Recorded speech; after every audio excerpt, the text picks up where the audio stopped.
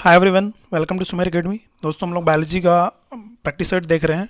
TST code में target करके PhD के भी बच्चे देख सकते हैं, उनको भी हेल्प मिल सकती है। जो कि प्रीवियस ईयर के क्वेश्चंस हुए हैं डिफरेंट स्टेट्स के, जो भी पीसीएस एग्जाम्स हुए हैं स्टेट लेवल के, उसका भी हम कलेक्शन देख रहे हैं। मैंने बोला था कि आपको एक दो दिन में हम अभी जो मिक्सअप में जो टीजीटी पीएचडी के जो क्वेश्चंस बायोलॉजी सेक्शन से पूछे गए हैं जो टीजीटी में, और वो पीसीएस के भी, ठीक है, तो उसका भी कलेक्शन भी किया जाएगा। अभी ये पीसीएस लेवल के जो क्वेश्चंस पूछे गए हैं बायोलॉजी से रिलेटेड, उसका हम लोग देख रहे हैं। तो आज थर्ड चैप्टर है वर्गीकी। चलिए शुरू करते हैं, देख लेते हैं चैप्टर। पहला क्वेश्चन बिना समय वेस्ट किए। साथियों, शायद नियर अबाउट हमको लग रहा है मोर देन 70 क्वेश्चन है, उसमें 20 क्वेश्चन के आसपास और बचा हुआ है। तो इस चैप्टर से रिलेटेड 100 क्वेश्चन के आसपास करेंगे हम लोग। आज 70 क्वेश्चन देखेंगे, ठीक है। चलिए स्टार्ट करते हैं। क्वेश्चन नंबर फर्स्ट, जीव विज्ञानियों, ठीक है, पादप जगत और प्राणी जगत की जातियों को बहुत बड़ी संख्या में ज्ञात किया है, ठीक है, ढूंढ निकाला है और पहचान लिया है। संख्या की दृष्टि से अब तक ढूंढे हुए पहचाने हुए जीवों में सबसे अधिक संख्या है किसकी? कवकों की, पादपों की, कीटों की, जीवाणुओं की। बताइए तो इसका क्वेश्चन राइट आंसर क्या हो जाएगा क्वेश्चन नंबर फर्स्ट का? तो इसका राइट आंसर हो जाएगा ऑप्शन नंबर फर्स्ट, कीटों की। साथियों, अब तक जितने भी प्लांट जगत में या प्राणी जगत में जितने भी खोजे गए हैं, अगर हम अभी वो उसमें फाइलम पढ़ेंगे या किंगडम पढ़ेंगे, तो कीटों की सबसे ज़्यादा, साथियों इंसेक्ट्स की सबसे ज़्यादा प्रजातियाँ खोजी गई हैं, ठीक है। चलिए, ये लगभग अब जो कि कीटों को किस में रखा गया है? आर्थ्रोपोडा संघ के अंतर्गत आती हैं, ये आपको पता ही है, ठीक है। और कुल इसमें कुल आर्थ्रोपोडा में कुल ज्ञात जंतुओं की संख्या में लगभग 15 लाख, लगभग 15 लाख के आसपास, जिसमें से कि 60% यानी 60% यानी 15 लाख का 60% निकालेंगे तो 9 लाख के आसपास हो जाएगा। आर्थ्रोपोड संघ के हैं, ठीक है, जंतु जल, स्थल तथा वायु सभी जगहों में पाए जाने वाले। और पादप जगत की जो या पादप जातियाँ जितनी हैं, ठीक है, वो कम से कम 4.5 लाख के आसपास हैं, ठीक है। चलिए नेक्स्ट क्वेश्चन देखते हैं। क्वेश्चन नंबर सेकेंड कथन कारण वाला है। अमीबा विभंजन द्वारा करता है, ठीक है, अमीबा विभंजन द्वारा करता है, अमीबा विभंजन द्वारा जनन करता है, सॉरी, विभंजन द्वारा जनन करता है। अब कारण है कि सभी एक कोशिकीय जीव अलैंगिक विधियों से जनन करते हैं। कथन था, ये कारण है। तो क्या सही है कि सभी एक कोशिकीय जीव अलैंगिक विधियों द्वारा जनन करते हैं? इसमें आपको बताना है। तो इसका राइट आंसर हो जाएगा क्या? ऑप्शन नंबर फर्स्ट, ए और दोनों सही है, और ये स्पष्टीकरण भी सही है, ठीक है। क्यों? क्योंकि अमीबा क्या है? एक प्रोटोजोआ है, ठीक है, और एक कोशिकीय यूनिसेलुलर जंतु है, जो कि क्या प्राय बाइनी फ्यूजन द्वारा ये जनन करता है, ठीक है। इसी को द्विभंजन भी बोलते हैं, ठीक है, विभंजन या द्विखंडन भी बोलते हैं, विखंडन भी बोलते हैं, बाइनरी फिजन भी बोलते हैं, ठीक है। और सभी एक कोशिकीय जीव क्या करते हैं? अलैंगिक जनन, एसेक्सुअल रिप्रोडक्शन ही करते हैं, जितने भी यूनिसेलुलर होते हैं, ठीक है। तो ये दोनों सही हो जाएगा। नेक्स्ट क्वेश्चन नंबर थर्ड क्या है?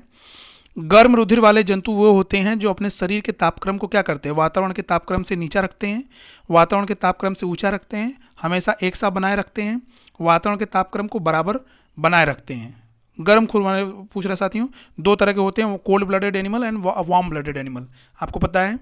और मैंने ये ब्लड चैप्टर जब करवाया है, तो उस ब्लड चैप्टर में मैंने इसको आपको बताया, मेंशन किया है। आप उस ब्लड चैप्टर जाके देख सकते हैं। आप कहेंगे तो मैं ब्लड चैप्टर का लिंक इस वीडियो के डिस्क्रिप्शन बॉक्स में दे दूंगा। तो बताइए थर्ड क्वेश्चन का आंसर क्या हो जाएगा? तो इसका राइट आंसर हो जाएगा ऑप्शन नंबर सी, हमेशा एक सा बनाए रखते हैं। कौन? गर्म रुधिर वाले।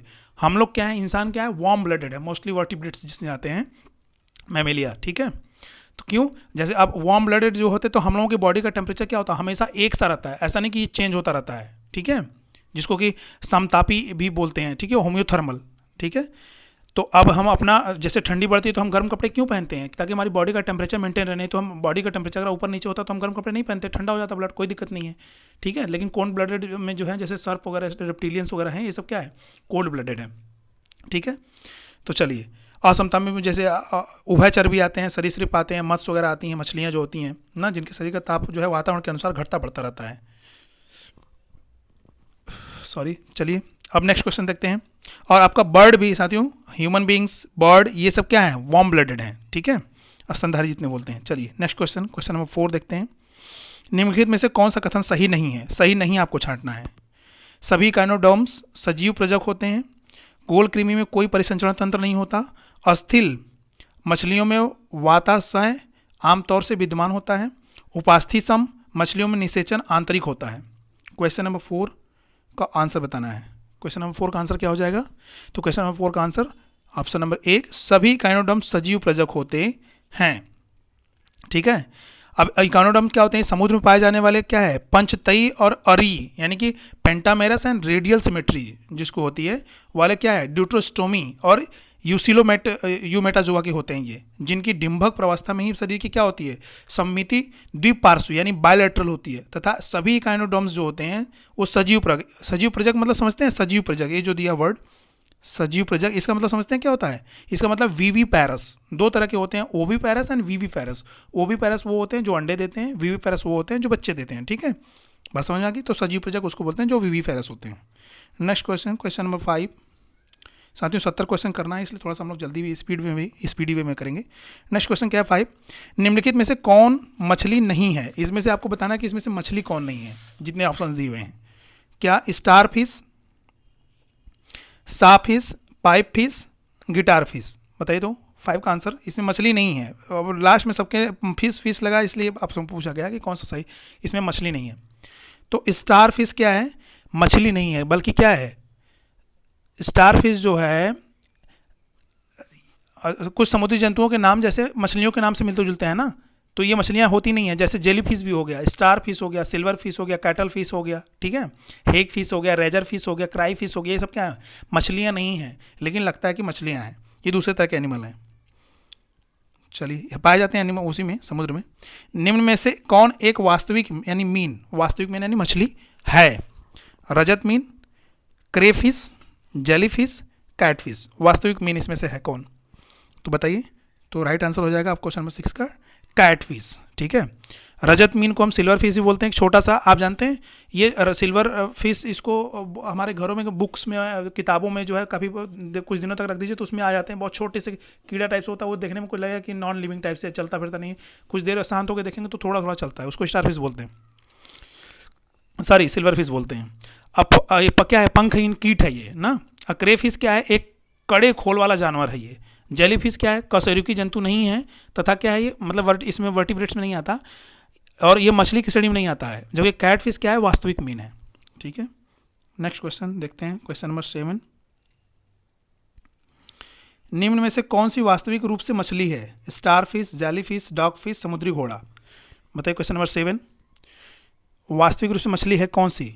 तो ये समुद्री घोड़ा, ऑप्शन नंबर डी क्या है? ये वास्तविक रूप से क्या है? मछली है ना। और स्टार फिश जो है सितारा मछली जिसे बोलते हैं, सितारे नुमा, इकाइनोडॉम, सही इकाइनोडॉम में आता है। ठीक है, सड़ी का एक जंतु है, 5 उसमें होती हैं ऐसे हो करके, वो 5 ऐसे बना होता है। ठीक है, जेलीफिश क्या है? मीन्स अरेला को इसको कहते हैं जेलीफिश, जो कि किस में आता है, कौन से संघ में आता है? सिलेंट्रेट्स में आता है, सिलेंट्रेटा संघ का जंतु है। डॉग फिश क्या है? डॉग फिश क्या है? स्कॉलियोडियन जो है, स्कॉलियोडान को कहते हैं डॉग फिश, जो कि क्या है? एक उपास्थि मीन जिसको बोलते हैं, कार्टिलेजिनस फिश है उसको बोलते हैं।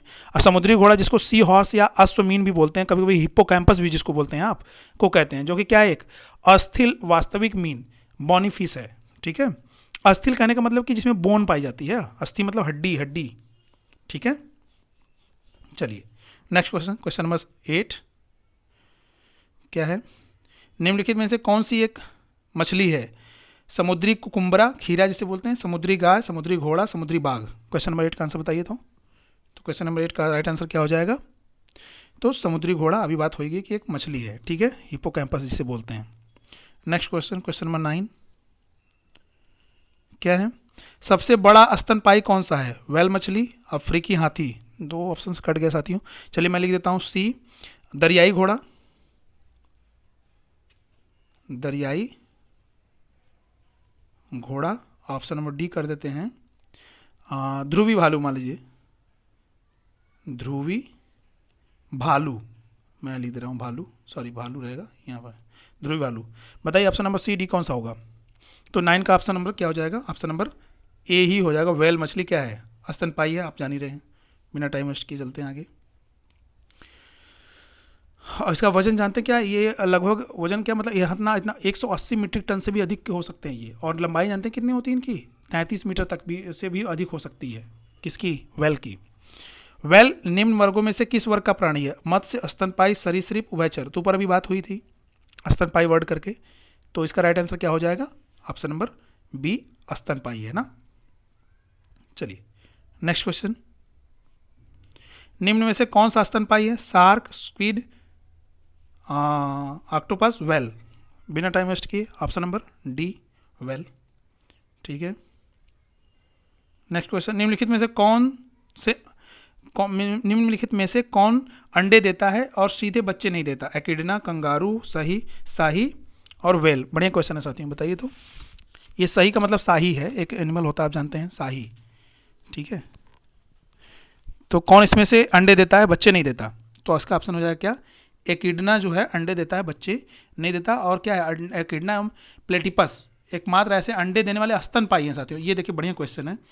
ये क्या है? एकिडना और प्लेटिपस एक एनिमल है, प्लेटिपस, प्लेटिपस। और ये क्या है? ये दोनों स्तनपायी हैं। ठीक है, लेकिन ये अंडे देते हैं, इसलिए याद रखना है, बढ़िया क्वेश्चन है। ठीक है, ये 2008 में क्वेश्चन पूछा गया है सिविल सेवा में। चलिए नेक्स्ट क्वेश्चन, उड़ने वाला स्तनपायी है जगुआर, शुतुरमुर्ग, पैलिकन, चमगादड़। क्वेश्चन बढ़िया, बताइए तो। क्वेश्चन नंबर 13 का आंसर तो क्या हो जाएगा? Option number D. आप समझ समझे कि स्तनपायी में रखा जाता है चमगादड़ को, पता है कि ना, मैमल्स।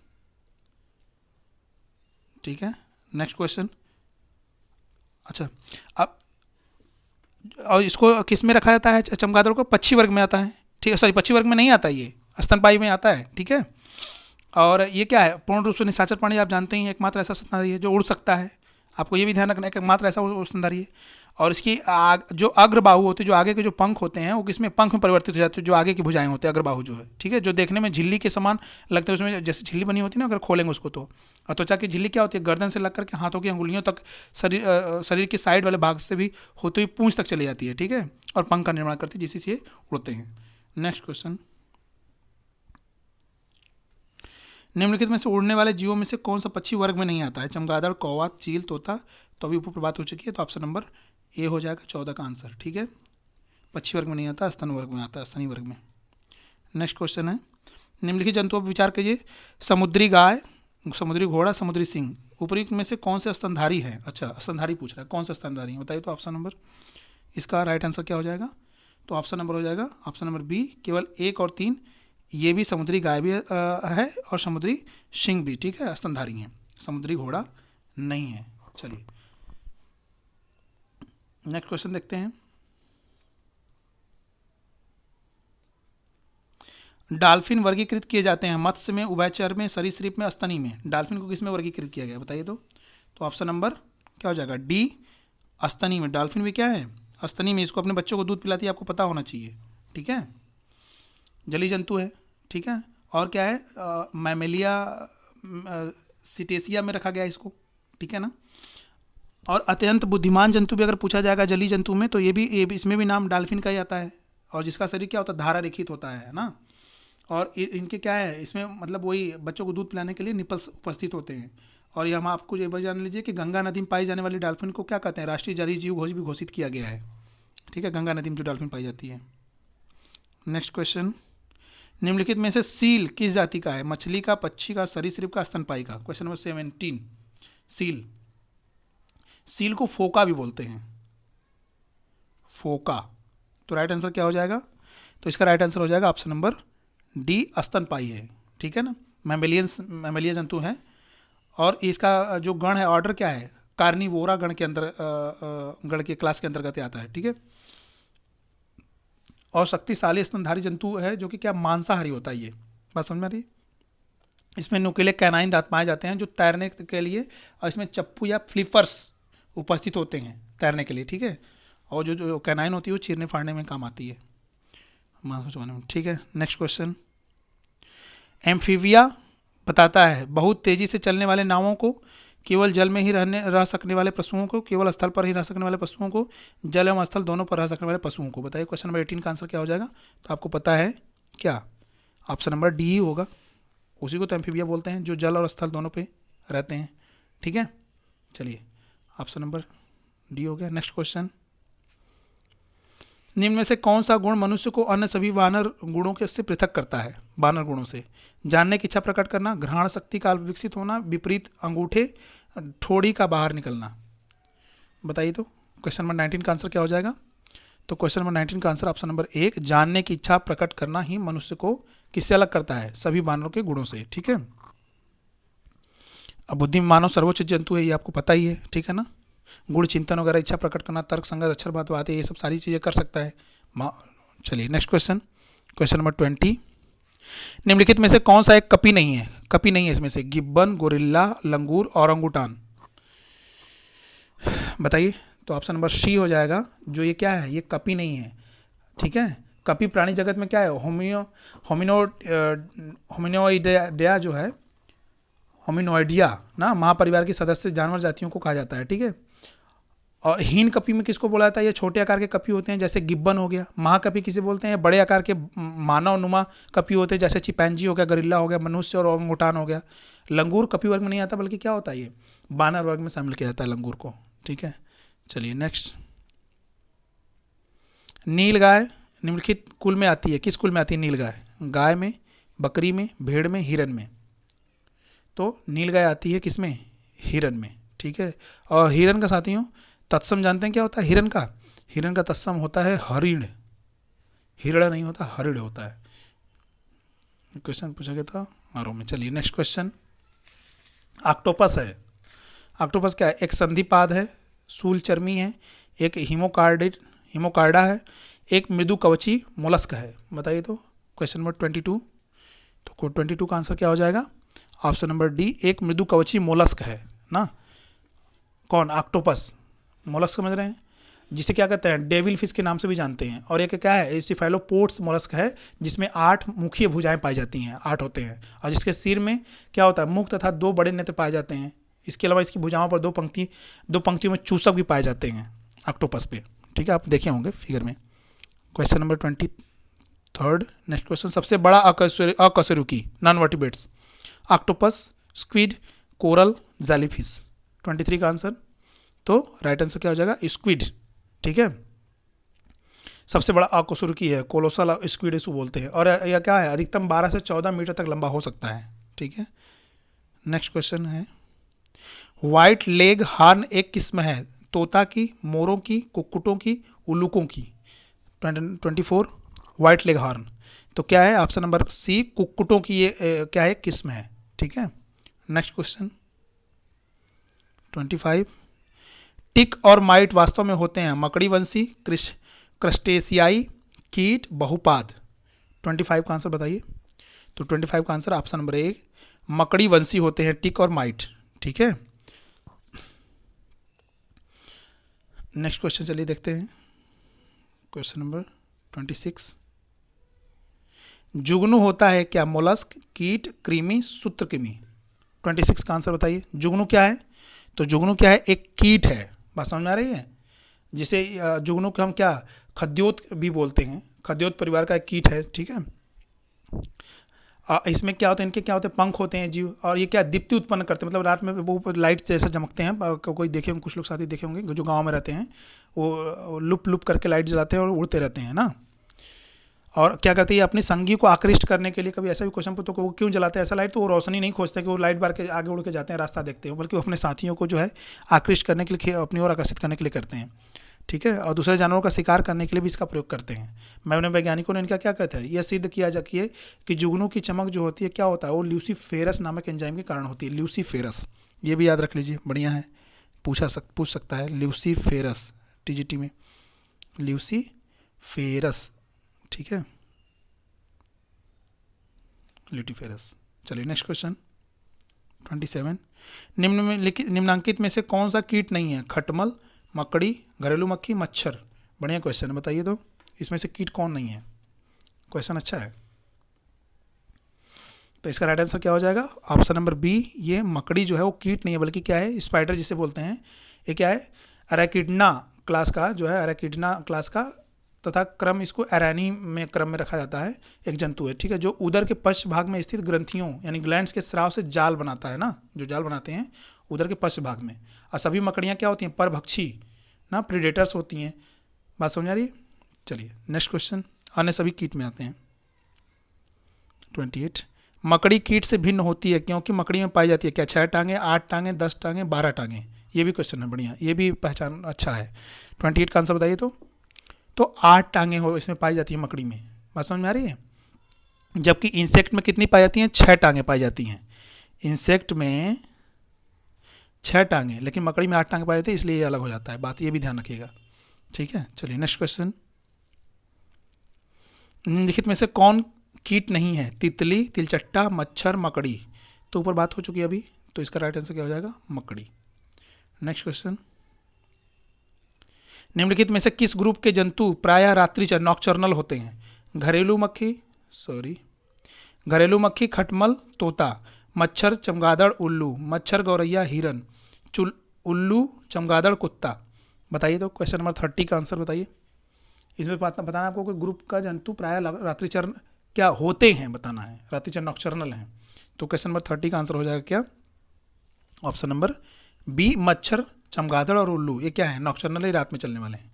रात में चलने वाले मतलब रात में चरते हैं, जीते खाते हैं, अपने खाने पीने की चीज़ें, उनकी फीडिंग जो है रात में करते हैं। निम्नलिखित में से कौन से प्राणी अपनी आंत्र में आंत को ही आंत्र बोलते हैं, जल का संग्रह कर लेते हैं? मोलस्क, ऊंट, जेब्रा, यूरोमैस्टिक्स। बताइए तो राइट आंसर 31 का आंसर क्या हो जाएगा? तो मोस्टली लोग जानते होंगे ऑप्शन नंबर बी, ऊंट ना। ऊंट को क्या कहता है? रेगिस्तान का जहाज का। क्यों? क्योंकि इनका शरीर जो है पूर्णतः क्या होता है? मरुस्थल के लिए प्रति अनुकूल होता है, अडेप्टेड होता है, पैर चौड़े होते हैं, गद्देदार होते हैं, तो बताइए आपको दौड़ने में हेल्प होता है। और श्वसन की क्या होती है? लय अति बहुत धीमी होती है इनकी श्वसन की, और एक बार में अत्यधिक जल को पी करके क्या करते हैं? संग्रह करते हैं, स्टोर कर लेते हैं, स्टोर ना अपनी आंत्र में, इंटेस्टाइन में, जिससे कई दिनों तक क्या होता है? उन्हें जल की आवश्यकता नहीं होती है। बात समझ आ रही है? चलिए नेक्स्ट क्वेश्चन 32। सर्पों की विषग्रंथियां किस की समांग है? किसके समांग है? समान है, समांग मतलब समान। मछलियों के विद्युत अंग, रे मछलियों के दंश, स्तनियों की वसा ग्रंथियां, कशेरुकी प्राणियों की लार ग्रंथियों के बराबर के समान है। 32 का आंसर तो ऑप्शन नंबर डी हो जाएगा, कशेरुकी प्राणियों की लार ग्रंथियों के समान है सर्पों की विषग्रंथियां। ठीक है, सलेवरी ग्लैंड के जैसे। और सांप का विष क्या होता है? वास्तव में उसकी लार का ही परिष्कृत रूप है ये। सांप का जो उसका लार होता है उसका परिष्कृत रूप है ये, उसका जो जहर है, जो विष है। Next question 33। चट्टान पर उगने वाले पादप कहलाते हैं? अधिपादपी, लवणोद्भिद। फिर 2 क्वेश्चन कर दिए, कैसे पीडीएफ बनाता है भाई। मरुद्भिद, चलिए सी कर लेते हैं मरुद्भिद, और डी कर लेते हैं सैलोद्भिद। 4 तरह के हमने पढ़ा है भिद को। ठीक है, तो बताइए तो चट्टान पर उगने वाले पादप को क्या कहते हैं? अधिपादभिद, लवणोद्भिद, मरोद्भिद, सैलोद्भिद। तो इसका राइट आंसर हो जाएगा क्या? जो मैंने बता रहा हूँ मैं, डी और सी बता रहा हूँ। यहाँ बता रहा हूँ कि मरोद्भिद, यहाँ बता रहा हूँ सैलोद्भिद। तो सैल मतलब क्या होता है? सैल मतलब होता है चट्टान, तो सैलोद्भिद ऑप्शन हो जाएगा इसका। ठीक है, चलिए नेक्स्ट क्वेश्चन। निम्नलिखित में से कौन सा एक कीटाहारी पादप है? पैसन फ्लावर पादप, घटपर्डी, रात की रानी, night queen, flame of the forest. 34 का आंसर बताइए। कौन सा एक कीटाहारी पादप? इंसेक्टिवोरस, कीटों को खाने वाला। तो बिना टाइम वेस्ट किए, घटपर्डी आप जान रहे हैं ना, पिचर प्लांट इसे बोलते हैं, जो क्या करता है? हाँ, ये कीटों का अपना शिकार बनाता है ना, मांसभक्षी पौधा भी इसे कहते हैं। विशाला द्वारा इसमें लिक्विड पाई जाती है, उसमें जाकर उनका डाइजेस्ट हो जाते हैं, बेचारे पच जाते हैं। नेक्स्ट, घटपर्डी के निम्नलिखित भागों में से कौन सा एक घट में रूपांतरित होता है? ये क्वेश्चन बढ़िया है। घट में कौन सा बदल जाता है? स्तंभ, पत्ता, अनुपर्ण, पर्णवृंत। 35 का आंसर, बढ़िया क्वेश्चन बताइए। तो इसका पत्ता जो होता है ना, वो घट के रूप में, यानी कि घड़े के रूप में बदल जाता है, वो घड़े के जैसा हो जाता है। ठीक है, चलिए। और ये कैसा ऐसा क्यों करते हैं? कीटों को क्यों खाते हैं? जो अल्प खनिज या अम्लीय मृदा में उगते हैं, ठीक है, और जहाँ पर नाइट्रोजन की कमी होती है वहीं पर उगते हैं। तो नाइट्रोजन की कमी को पूरा करने के लिए क्या करते हैं? कीटों को अपना आहार बनाते हैं। बात समझ आ रही है? और इनकी पौधों की पत्तियाँ जो होती हैं वो क्या होती हैं? जिसको पर्णफलक बोलते हैं, लैमिना, कलश या सुराही की जैसा, या क्या मैंने बताया था, घड़ा, हाँ, घड़े के रूप में बदल जाती हैं। ठीक है, विकसित हो जाती हैं। और इसमें पाचक एंजाइम्स पाए जाते हैं। जैसे कीट इसमें घुसता है, उसमें क्या होता है? वो कलश का ढक्कन जो उस पर होता है वो बंद हो जाता है, और पाचक एंजाइम जो द्वारा होते हैं क्या होते हैं? नाइट्रोजन का पाचन घटपर्ण द्वारा कर लिया जाता है, डाइजेशन शुरू हो जाता है उनका तुरंत। नेक्स्ट क्वेश्चन क्या है? निपेंथिस खासियाना, निपेंथिस खासियाना यानी घटपर्डी नामक दुर्लभ एवं अपाती पौधा पाया जाता है हिमाचल प्रदेश में, मध्य प्रदेश में, मेघालय में, उत्तर प्रदेश में। क्वेश्चन बढ़िया है, बताइए। तो ऑप्शन नंबर सी हो जाएगा राइट आंसर इसका, मेघालय में।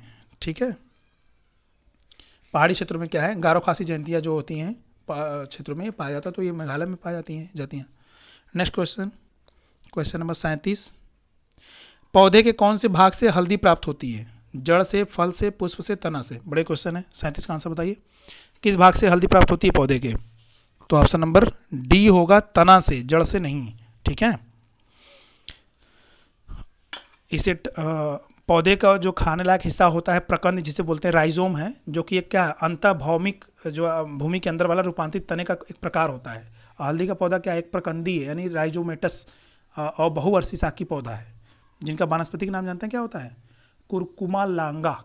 कुरकुमा लांगा इसका बॉटनिकल नेम है, ठीक है।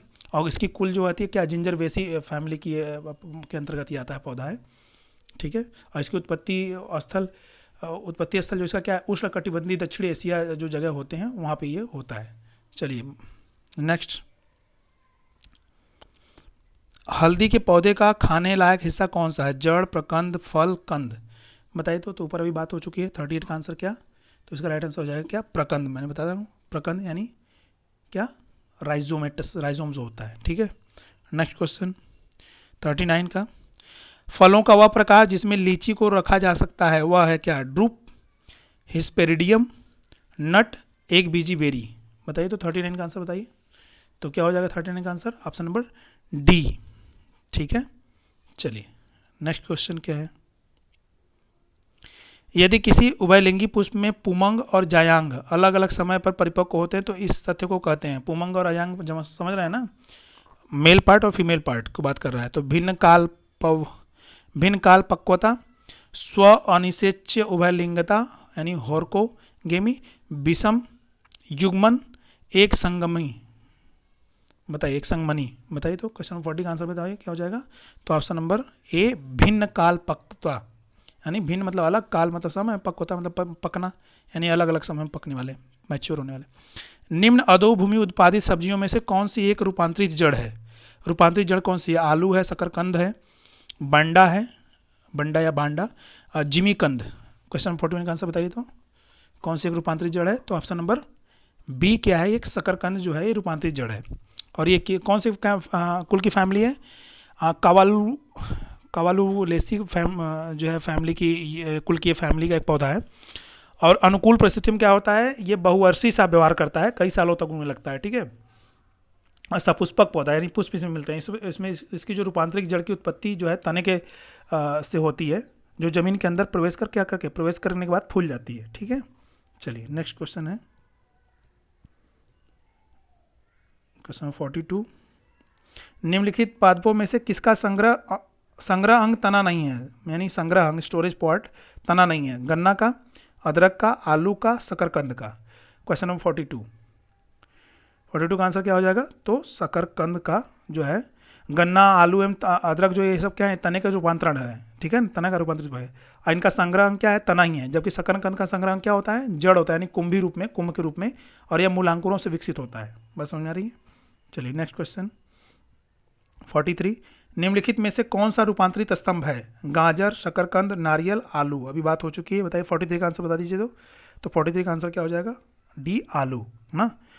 अंतःभौमिक रूपांतरित स्तंभ है, मतलब जड़ के अंदर जाकर के ट्यूबर, जिसको ट्यूबर बोलते हैं, कंद है, ठीक है, जिसमें भोजन का संग्रह होता है, संचयन यानी स्टोरेज होता है, और इसका प्रयोग हम भोजन रूप में करते हैं, तो पता ही है। चलिए नेक्स्ट 44, निम्नलिखित में से कौन सा एक कवकों और उच्चतर पादपों की जड़ों के बीच उपयोगी प्रकार्य साहचर्य है, जैव उर्वरक, प्रवाल मूल, लाइकेन, कवक मूल। क्वेश्चन नंबर 44 का आंसर बताइए। तो 44 का आंसर क्या हो जाएगा, ऑप्शन नंबर डी कवक मूल, ठीक है, माइकोराइजा जिसे बोलते हैं। कवकों तथा उच्चतर पादपों की जड़ों के मध्य में क्या होता है, ये उपयोगी प्रकार या साहचर्य यानी फंक्शनल एसोसिएशन है, जिससे क्या होता है ये एक दूसरे से लाभान्वित होते रहते हैं। इसमें कवक जो है मृदा से क्या करता है, खनिज लवण तथा जल को सोखकर उच्च स्तरीय जो पादप है उसको पहुंचाता है, और जबकि उच्च स्तरीय पादप जो होते हैं वो क्या करते हैं, पौधों में बदले जो भोज्य पदार्थ होते हैं वो क्या करते हैं, कवकों को उपलब्ध कराते हैं। तो दोनों यानी सिम्बियोन्स जिसे बोलते हैं, सहजीविता। नेक्स्ट क्वेश्चन, फलीदार पादपों की जड़ों में उपस्थित गांठों में पाए जाने वाले नत्रजन यानी नाइट्रोजन स्थिरीकरण जीवाणु हैं, मृतोपजीवी, पराश्रयी, सहजीवी, और क्या है,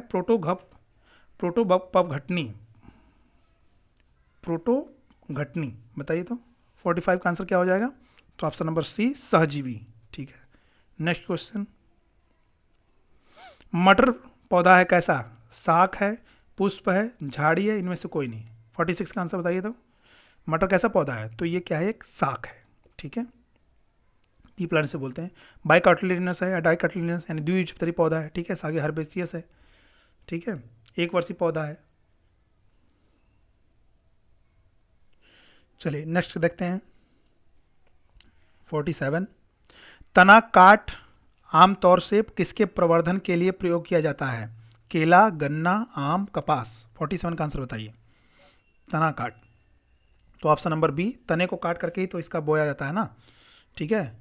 और शुगर केन जो है, गन्ना, ये किस फैमिली का है, किस फैमिली का है? ये है ग्रामीणी फैमिली के अंतर्गत आता है, ठीक है, जिसका तना क्या होता है, आमतौर पर काट करके कायिक प्रवर्धन यानी वेजिटेटिव प्रोपगेशन के लिए प्रयुक्त किया जाता है। और इसका तना जो होता है क्या होता है, ठोस सॉलिड होता है, संधिबद्ध ज्वाइंट और बीच बीच में ज्वाइंट होते हैं, जिसमें पर्व यानी नोट्स होते हैं, और इंटर नोट से वो निकलते हैं, मीन्स जर्मिनेशन होता है। Next question 48। लौंग है क्या? तना की गांठें, जड़ की गांठें, बंद कलियां, बीज। 48 का आंसर बताइए। तो लौंग क्या है? ऑप्शन नंबर सी, बंद कलियां हैं लौंग, ठीक है। चलिए नेक्स्ट क्वेश्चन। निम्नलिखित मसालों में से कौन सी एक पुष्पकलिका होती है? कौन सी एक पुष्पकलिका होती है? जीरा, लौंग, काली मिर्च, हल्दी। 49 का आंसर बताइए। तो 49 का आंसर क्या हो जाएगा? ऑप्शन नंबर बी, लौंग क्या है? एक पुष्पकलिका। इसमें देखिए वो लौंग में जो ऊपर होता है फूल, उसका लौंग का फूल बोलते हैं ना, कुछ लोग लौंग का फूल भी बोलते हैं उसे, तो वो पुष्पकलिका है, ठीक है। और लौंग को क्या, इसका बॉटनिकल में जानते हैं क्या? यूजीनिया कैरियोफाइलेटा, है ना। और सदाबहार वृक्ष की सूखी हुई पुष्पकलिका होती है। चलिए अब मैच कराने के लिए कि अदरक क्या राइजोम है, केसर बीज, अफीम, अफीम की डूडी या डूडी, सन तना। बताइए तो क्या करना है इसमें? एक सुमेलित नहीं, अच्छा सुमेलित नहीं छांटना इसमें, बताइए तो क्या हो जाएगा 50 का आंसर? तो इसका हो जाएगा राइट आंसर केसर। क्या है? केसर एक बीज नहीं है, ठीक है। केसर बल्कि क्या है? एक मसाला है, और जिसे क्या सैफ्रॉन क्रोकस के पुष्प की वर्तिका जो स्टाइल है उसका होता है, वर्तिका तथा वर्तिकाग्र स्टिग्मा से प्राप्त किया जाता है। बात समझ आ रही है। और इस पौधे का वानस्पतिक नाम जो बोटेनिकल नेम क्या होता है? क्रोकस सटाइवस होता है, और ये इरिडेसी कुल का अंतर्गत आता है ये केसर। बात समझ आ रही है। और ये गाइनोसियम का पार्ट होता है, स्त्री का भाग होता है, स्त्री पार्ट का यानी फीमेल पार्ट होता है ये गाइनोसियम जिसको बोलते हैं, स्त्री केसर जिसको बोलते हैं, ठीक है। और इसी में बीज बनता है, ठीक है। चलिए अब ये क्या है? बहुवर्षीय पौधा है, ये भी जानिए। और केसर का स्वाद अगर आप पूछे कोई तो आप केसर का स्वाद कैसा? तीखा होता है। बात समझ आ रही है। और ऐसा क्यों होता है? क्योंकि इसमें सेफ्रानाल एवं पिक्रो क्रोसिन नामक रसायन पाया जाता है, जिसकी वजह से ऐसा होता है। और इसका उपयोग औषधि तथा भोज्य पदार्थों को स्वादिष्ट तथा सुनहरा बनाने में किया जाता है। नेक्स्ट, केसर होता है सूखा मिश्रण किसका? तना तथा पत्ती का, पंखुड़ियों और जड़ों का, फूल के बीज बनाने वाले भागों का, बीज और कलियों का। 51 का आंसर क्या हो जाएगा? तो 51 का आंसर क्या हो जाएगा? ऑप्शन नंबर सी, फूल के बीज बनाने वाले भागों का, ठीक है। चलिए नेक्स्ट क्वेश्चन। नीचे दिए गए पौधों और उनके खाद्य भाग के युग्मों में कौन सा सही सुमेलित नहीं है? अदरक, प्रकंद, प्याज, मांसल पर्ण, आलू, मूल, नारियल, भ्रूणपोष। 52 का आंसर बताना है आपको। सही सुमेलित नहीं है बताना है, ठीक है। तो क्या हो जाएगा इसका राइट आंसर? इसका राइट आंसर हो जाएगा ऑप्शन नंबर सी, आलू क्या है? मूल नहीं है ये, ठीक है। बात समझ, आलू खाने वाला भाग और कंद होता है, न कि मूल होता है। बात समझ आ रही है। चलिए नेक्स्ट क्वेश्चन देखते हैं। निम्नलिखित में से कौन सा एक फल है? आलू, मूली, भिंडी, शकरकंद। फल इसमें से आपको बताना कि फ्रूट कौन सा है। तो क्या हो जाएगा 53 का आंसर? तो भिंडी जो है क्या है? एक फल के रूप में आता है ना। ओकारा और लेडी फिंगर भी बोलते हैं इसको, ओकारा भी बोलते हैं या लेडी फिंगर भी बोलते हैं। और पुष्पी पादप ये कि फ्लोरिंग प्लांट है, जिसका वानस्पतिक नाम जानते हैं क्या होता है? अबेलमोस्टस एंड एस्क्यूलेंटस।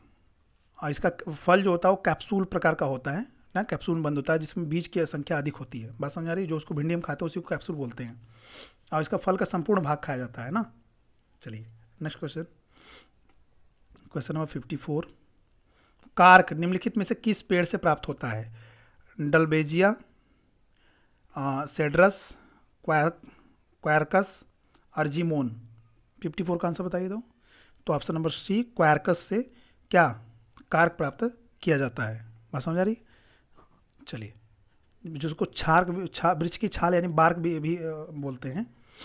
55 देखिए कितना बार क्वेश्चन पूछा गया है। लहसुन की अभिलाक्षणिक गंध का कारण है क्लोरो यौगिक, सल्फर यौगिक, फ्लोरीन यौगिक, एसिटिक अम्ल। 55 का आंसर बताइए, ये मोस्टली लोगों को पता भी होना चाहिए।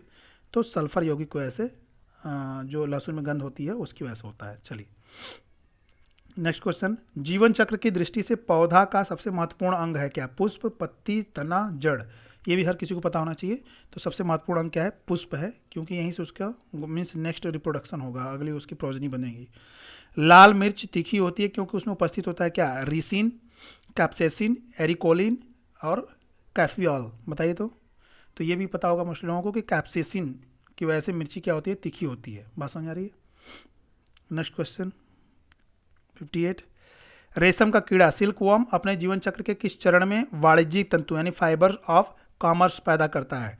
अंडा, एग में, डिंभक लार्वा, केसित, कोसित, प्यूपा, पूर्णकीट, इमैगो।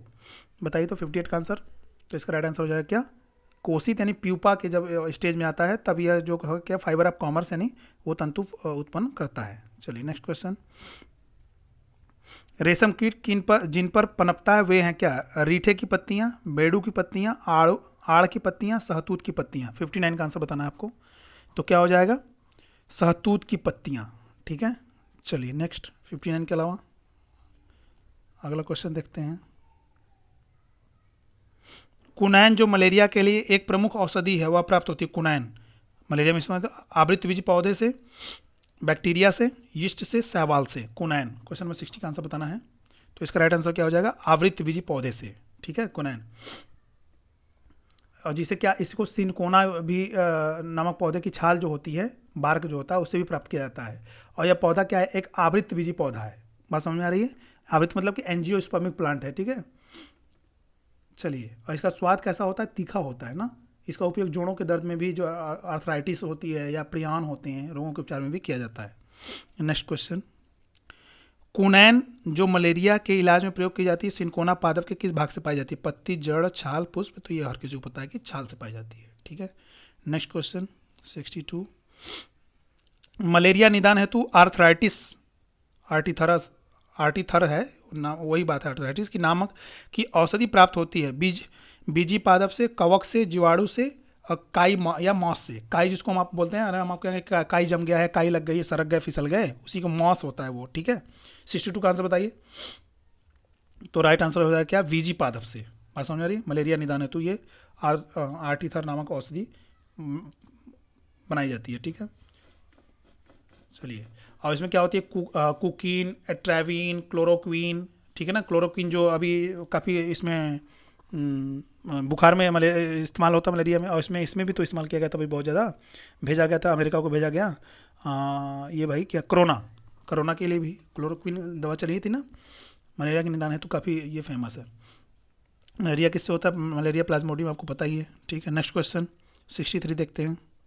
सिनकोना की छाल से प्राप्त औषधियों को मलेरिया के उपचार के लिए प्रयुक्त किया जाता है। जिस कृत्रिम औषधि ने इस प्राकृतिक उत्पाद को प्रतिस्थापित कर दिया, यानी आर्टिफिशियल मेडिसिन ने इसको हट साइड कर दिया या रिप्लेस कर दिया?